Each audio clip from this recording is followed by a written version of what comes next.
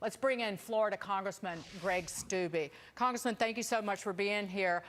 No apology from Brandy Weingarten, of course. Of course not. But if this happened tomorrow, for parents, for citizens of this country, and especially for our children, would we allow the same mistake to happen again and the same devastation to be wrought on our kids?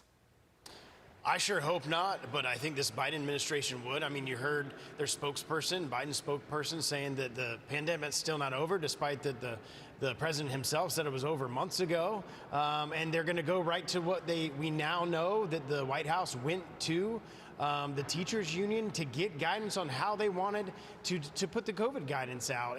It was a huge destruction on our children, on our children's welfare, on their education, on their learning, having the masks on and not being able to communicate facially with each other.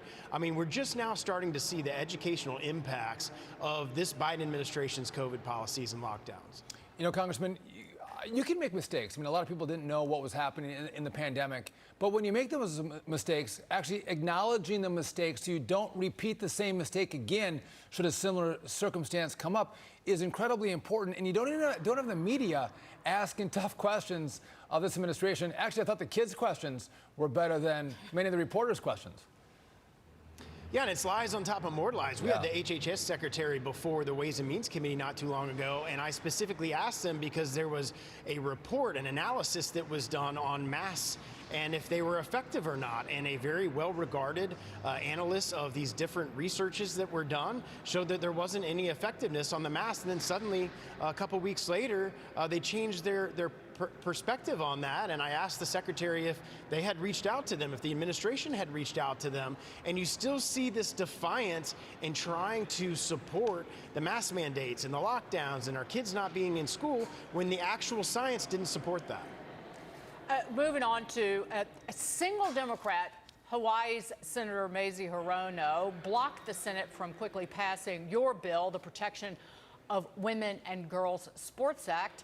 That bill also irking Mayor Pete Buttigieg, who didn't like that the House paused his hearing to vote on it. Take a listen to this, Congressman. I do think the culture wars are getting in the way sometimes. I mean, just the other day, I was testifying in the Appropriations Subcommittee explaining how our budget was going to help with things like railroad safety, air traffic control, and other transportation needs. And we had to take a break so that they could all go and vote on a bill to kick transgender teenagers off of sports teams. That was the priority. We're literally building bridges, and they're literally banning books. You're anti-trans, but can we then call them anti-woman, anti-girl? Yep, and that's the Democrat talking point, is we don't want trans kids to play in sports. No, that's not what we're saying at all. In fact, these men or these boys can compete in boys and men's sports. We just don't want them in our daughters' locker rooms. We don't want full-grown men taking away medals and Olympic medals and scholarships and team rosters for women, because over 50 years ago, Congress thought it was important to have women's sports in Title IX, and it was so important to Congress that they put it in Title IX and made it into law. And now you have the leftist progressives thinking that we're just going to allow for these biological men to completely wreak havoc on women's sports. And it passed the House, and I was shocked that not a single Democrat thought it was appropriate to ensure the safety and sanctity of women's sports and believes it's okay to have men in our daughters' locker rooms. Well, then it's rich to have Mayor Pete step in and say Republicans are responsible for culture wars when they're pushing men, as you mentioned, into girls' sports, pushing men into little girls' showers. But also, I think it was Mayor Pete playing the culture wars when he's saying the roads I'm going to build are not going to be racist roads like the roads of the past. I mean, this is an administration that has completely played up the culture war. Now trying to blame Republicans for it is rich.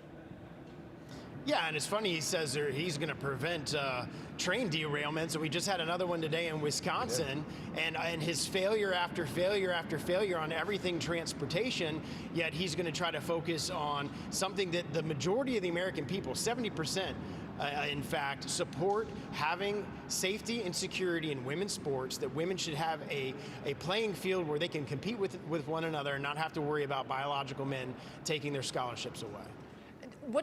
The fact that when it passed out of the House, no Democrats voted in favor of it, and some of the language that was used, Congressman Takano said this debate has traumatized trans kids.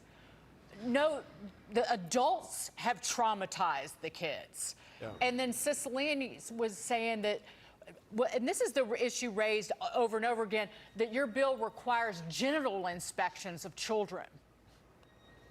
Yeah, no, it just requires the biological sex of the individual that wants to play in sports to play in the sports of their biological sex. It's very simple. And what's fascinating to me is this has been a phenomenon in the last 4 or 5 years, and especially with Joe Biden becoming president, because he has infiltrated trans speak into every agency in the federal government. I recently filled out a form for ATF, and to get a firearm or a silencer, you have to also put in whether you're male, female, or non-binary. So every aspect of the federal government has pushed in this trans agenda against the wishes of the majority of the American people. You know, when you work on a bill like you have, you get feedback, right? And people have called you from the trans community and this administration, you're transphobic, which is a really powerful accusation. But are you seeing just a lot of women and a lot of dads? You can't forget the dads who have little girls who go, listen, we want to push back to make sure we have an equal playing field for our children without men competing against our girls. Are you getting that kind of support and feedback from your community and from the country in support of this bill? Absolutely, and I thought one of the most powerful things were the female athletes that came up here and testified, like Riley Gaines, and talked about the actual experiences that they have had, the actual medals that they have lost, and scholarships that they have lost competing against biological men. Their testimonies are powerful, and the majority of the American people just shake their head as to what direction is our country going, where we think it's okay for Aaliyah Thomas to take away an Olympic medal from a female athlete in female swimming when years ago she was on the men's team.